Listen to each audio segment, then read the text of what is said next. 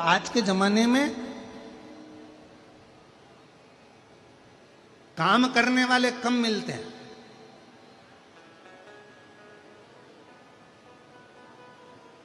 आज के जमाने में फैक्ट्री में काम करने वाले कम मिलेंगे, घर में काम करने वाले कम मिलेंगे, दुकान पर काम करने वाले कम मिलेंगे, पर जितने भी मिलेंगे काम करने वाले कम मिलेंगे, पर कान भरने वाले ज्यादा मिलेंगे।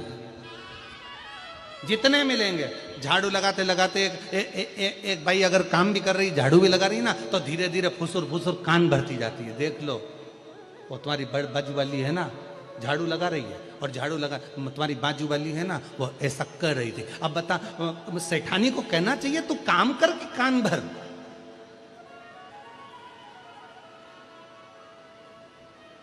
अब जितने काम करने वाले पूर्व के समय में थे, आज के जमाने में काम करने वाले तो कम हो गए, कान भरने वाले ज्यादा हो गए। ना जाने कितने कितने कान भरने वाले हो गए। फैक्ट्री में काम करो तो कोई ना कोई एक दूसरे का कान भरता रहेगा, इसी को भड़काएंगे, इसको भगाएंगे, उसको लाएंगे, उसको भगाएंगे, उसको लाएंगे, उसको भगाएंगे। घर में कोई काम कर रहा है तो उसके धीरे धीरे कान भरते रहेंगे, उसको भगाने का प्रयास करेंगे। काम करने वाला काम नहीं कर पाता, दिन भर बैठकर केवल कान भरा करता है। शिव महापुराण की कथा में स्वयं शंकर भगवान माता पार्वती जी से कहते हैं, हे पार्वती, चल मैं तुझे अमरनाथ की गुफा में लेकर चलता हूं। वहां क्या करना पड़ेगा प्रभु? पार्वती जी से शिव जी कहते हैं, वहां पर मैं तेरे कान भरूंगा, पर उन कानों में मैं कोई निंदा नहीं भरूंगा, उन कानों में भगवान का नाम भरूंगा, और अमर कथा तेरे कानों में मैं भर दूंगा। अमर कथा,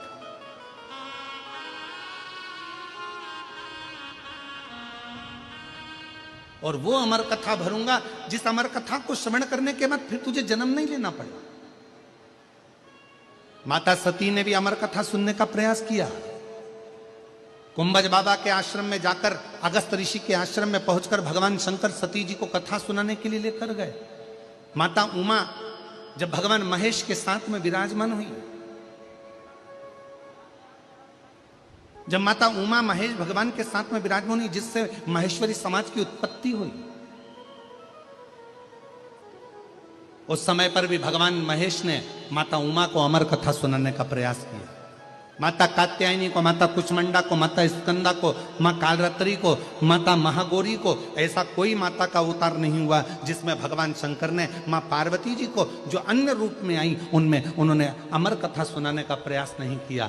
पर आखिरी बिंदु था भगवान शंकर का पार्वती जी को अमर कथा सुनाना, क्योंकि शिव चाहते थे अब यह पार्वती फिर जन्म ना ले, बार बार मृत्यु के काल में ना पड़े, इसको एक बार ऐसी कथा सुना दूं जिसको सुनकर ये अपनी जिंदगी की अमरता प्राप्त कर ले।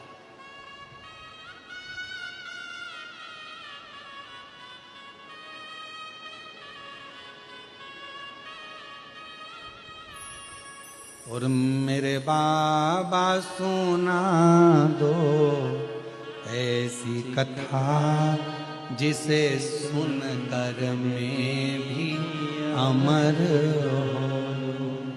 भोलेनाथ सुना दो ऐसी कथा जिसे सुनकर मैं भी अमर हो, जिसे सुनकर मैं भी अमर हो,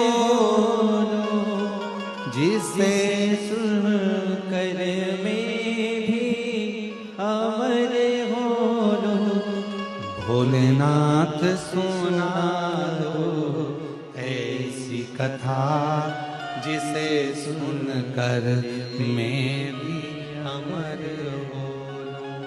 मेरे बाबा सुना दो ऐसी कथा जिसे सुनकर मैं भी अमर हो। वो कथा मुझे सुनना है। पार्वती जी से कहा, चल मैं तुझे कथा श्रवण कराने के लिए लेकर चलता हूं। और भगवान शंकर, भगवान मां जगत जननी को अमरनाथ की गुफा में कथा श्रवण कराने के लिए ले गए। सबको हटाया,